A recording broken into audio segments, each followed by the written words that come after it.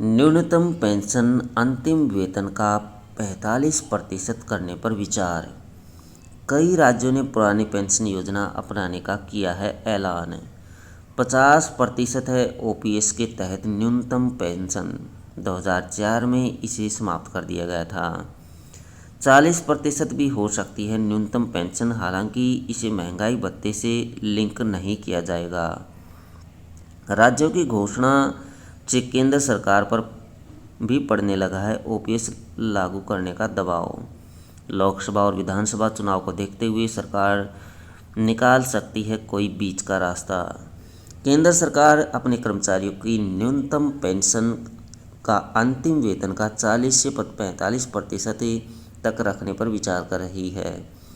कई राज्यों की तरफ से फिर से ओल्ड पेंशन लागू करने की घोषणा के बाद केंद्र पर भी इसे अपनाने का दबाव पड़ने लगा है। इसके बाद गत अप्रैल महीने में ओपीएस की समीक्षा के लिए वित्त मंत्री निर्मला सीतारमण ने वित्त सचिव टीवी सोमनाथन की अध्यक्षता में समिति की घोषणा भी की। सूत्रों के मुताबिक केंद्र सरकार फिर से ओपीएस को लागू नहीं करेगी, लेकिन अंतिम वेतन का अधिकतम 45% तक न्यूनतम पेंशन के रूप में निर्धारण कर सकती है।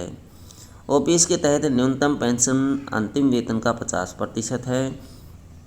2004 से ओपीएस को समाप्त कर न्यू पेंशन स्कीम एनपीएस लागू कर दी गई थी, जिसके तहत पेंशन फंड में कर्मचारी अपनी बेसिक सैलरी का 10% तो सरकार 14% का योगदान कर देती है।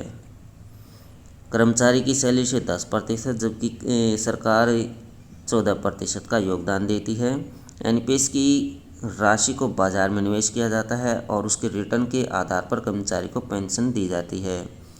सूत्रों के मुताबिक वित्त मंत्रालय ऐसा रास्ता अपनाना चाहता है जिसके तहत पेंशन का भार सरकार पर कम से कम पड़े, इसलिए यह अंतिम वेतन का 40% भी हो सकता है, लेकिन उसे महंगाई भत्ते से लिंक नहीं किया जाएगा, जबकि ओपीएस महंगाई भत्ते से जुड़ा हुआ है।